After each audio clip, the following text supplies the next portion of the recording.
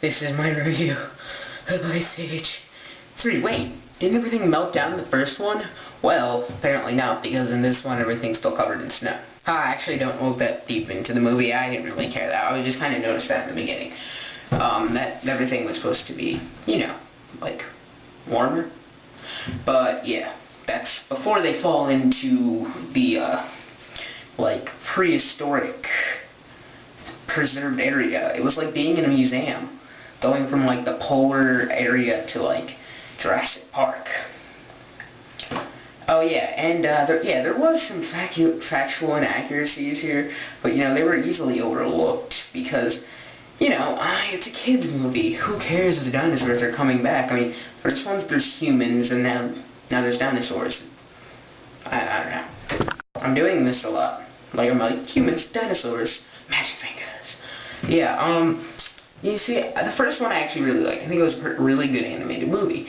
Maybe I'll give that one a 9 out of 10. It's my favorite in the series. I did not really care for the meltdown. I thought it was just average. I'll give that one a 7 out of 10. Where does this one place? I think it settles in between the first and the second one. That's my second favorite. I know this one got worse reviews than the second one, but I kind of enjoyed this one a lot more. I always thought that Queen Latifah's character was really unnecessary to put there in the second one, but I think she has more of a purpose here. I think it kind of worked in the second one, but here I like the fact that they're trying to have a family, and I like Sid with the whole he like adopts these dinosaurs basically from.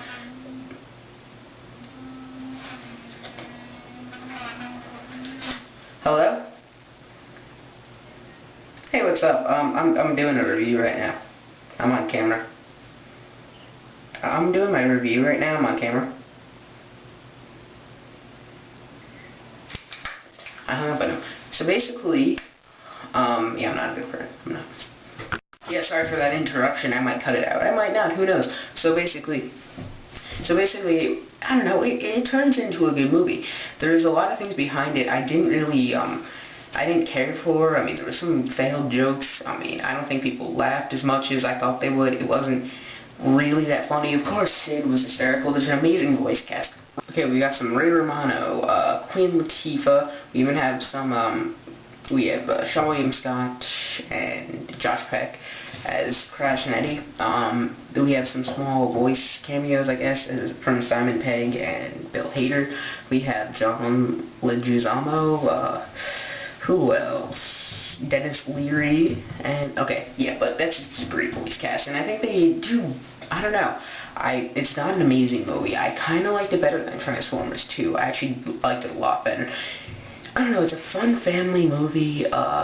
It's not as good as Up. It's not as good as Coraline. It's not as good as Monsters vs. Aliens, comparing it to this year. Yeah, it's one of the more okay movies of the summer. Now, if you enjoyed the first two, I really think you will enjoy this. I mean, you can kind of, I expected more from the third one. There was no big finale. They're not, I can't say, they're not leaving it open for another one. I don't think they needed to make another one. I didn't even think they needed to make a second one, but now that they're here, I don't know if they should continue, but, it's a very fun movie. I had a lot of fun with it. I think families can have fun with it. It is funny at times. There were some really funny times. There was never, I mean, they don't pull an emotion, they didn't try to, there wasn't really emotional parts where, you just kind of succumb to your inner child and just kind of feel, like a surreal feeling for the rest of the movie. Comparing it to the first one, there was, it doesn't feel as adventurous. I don't know why they really cut it short. They could have done a lot more with this. It takes them a while to get into the dinosaur world. There was a nice, somewhat of a subplot of her, Ellie being pregnant. Ellie, how many, seriously, Ellie? I don't know if anybody made the connection with Up, that the girl's name is Ellie. I don't know, I just kind of noticed that for both animated, but, just a dumb little movie thing. If you're going to be very tough and nitpicky on this movie, I don't think you're going to like it. I mean, I don't know, sometimes I've been a little too easygoing on some movies. Sometimes I get really hard on movies, particularly Land of the Lost and X-Men. But, you know, all those really weren't good movies, though. I don't feel like... I mean, I don't always agree with the critics. There are some points where there's a big split decision between critics and the moviegoers. I'm always in the middle because, you know, Transformers 2, most of the audiences loved it. A lot of people didn't, but most of the audiences loved that.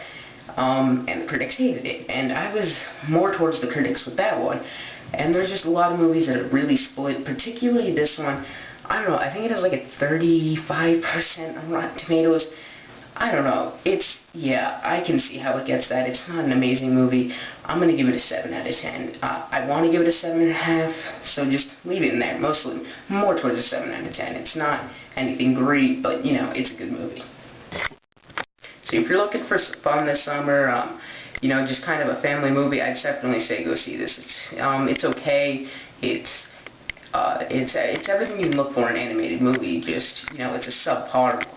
Every once in a while we get a really good one, but this is just one of the average ones. And tomorrow I'll be seeing Public Enemies, so I'll probably post my review tomorrow night. See you guys.